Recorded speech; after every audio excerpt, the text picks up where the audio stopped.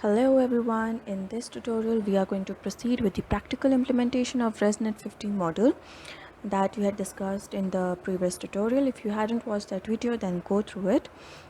We had discussed only the intro of how we can use transfer learning to develop our own model using pre-trained models. So in this tutorial we are going to use ResNet 15 model to develop our own model.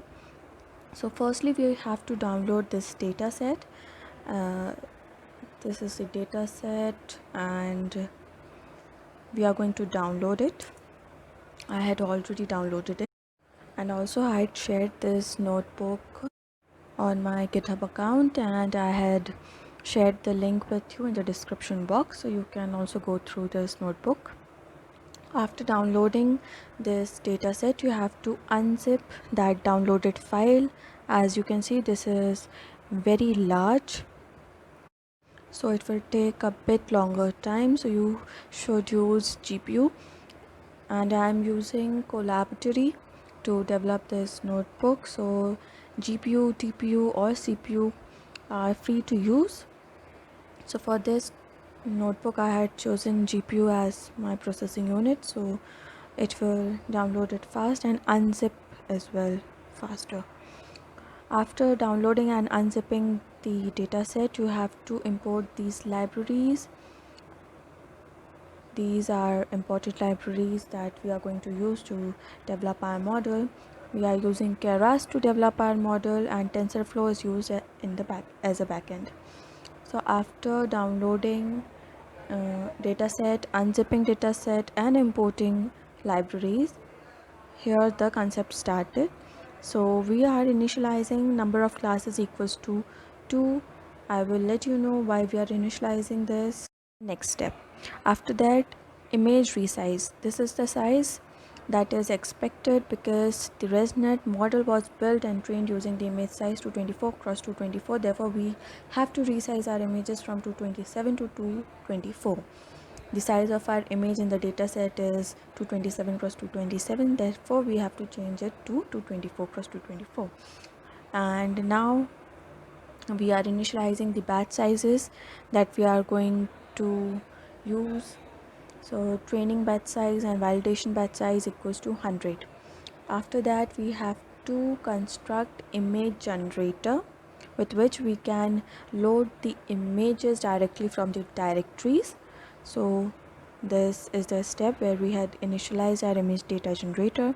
After that we are initializing this method, that is train generator, with which we are uh, going to divide our data set so that we can use few of the images for training and rest of the images for validating. So after that, training generator equals to data generator, that is flow from directory, that is we had given the path of the directory from where the data generator is going to extract the images, and target size of the images that we had initialized before. Then batch size of the images also we had initialized in the previous step, and class mode equals to categorical because we have our input and output in two categories, that is positive and negative. Yes, I forgot to tell you what this data set is about. So this data set is about concrete images, where the images are classified into two categories, that is positive and negative. Positive images represent the images of concrete with cracks, and negative images represent those images of concrete where there is no crack present. So this is a large data set, and we have to design a model that can predict whether an image is positive or negative. So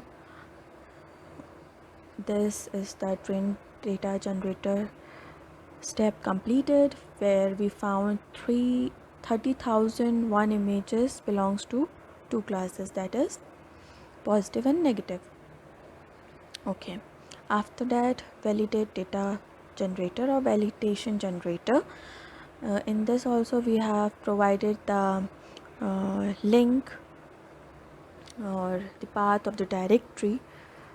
My mistake, that's not link, but that's the path of the directory from where the validation data is going to be extracted. After that, target size, batch size, and same categorical.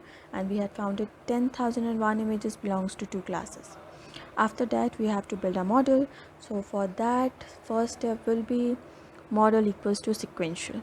After this step, a model is initialized, and in this model we are adding this step, that is we are calling resnet model. We are adding resnet model with include top equals to false, that is we are not included its output layer, and the rest of the things are same. After that, we are adding dense layer, that is we are adding our own output layer with num classes that I had told you we had initialized equals to 2 in the previous step. That is we want the output in 2 categories, that is positive and negative, and an activation function equals to softmax. After that, you can see the layers in our model, that is 2 layers. First one is resnet model and second is dense layer, with which we are going to obtain 2 outputs. Now we are, if you want to see how many layers are there in ResNet model, so you can use this step, that is model.layers 0.layers. This will show you how many layers are present in ResNet model, and there are so many. And after that, we are writing models.layer0.trainable equals to false, that is there is no need to train the first layer of the model, that is ResNet model. So we are keeping it equals to false. After that, we are showing the summary of a model. We had kept this trainable equals to false because we are only going to train our output layer, not ResNet model, because it is already trained, that is the pre-trained model. So therefore we are not going to train it again. Our concern is only to train our output layer. So this is the summary where ResNet model contains these parameters. Our dense layer consists of this much parameters, and shape of ResNet model is equals to 2048, and our dense layer is equals to 2 because we are going to have 2 outputs. Total number of parameters is this much. Trainable parameters are only this much, that is of dense layers, and non-trainable parameters are equal to this much, that is ResNet models parameter. After this, we are going to compile our model. The optimizer equals to Adam. Here we are not using gradient descent.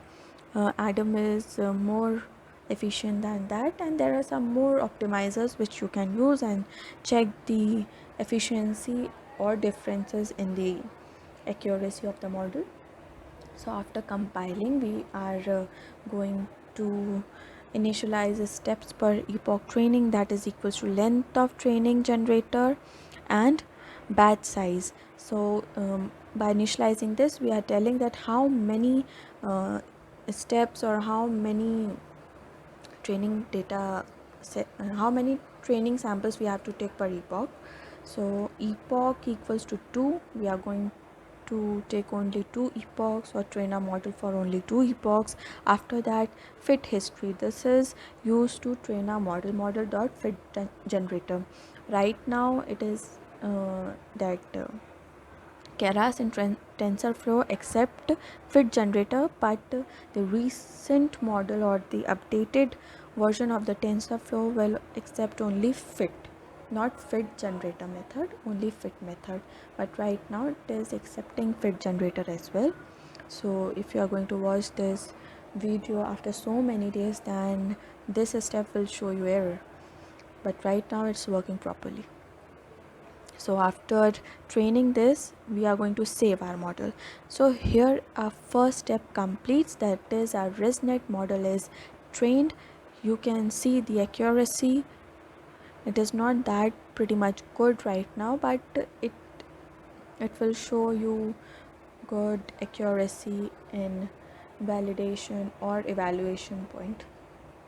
Right now it's pretty enough, good enough. Okay, after saving this model, the next step is to design another model, that is VGG16, that will be developed in next video. So stay tuned, and in that video only we are going to compare the working of both the models on that data set on which our next model is going to be trained. So see you all in the next video, and thanks for watching.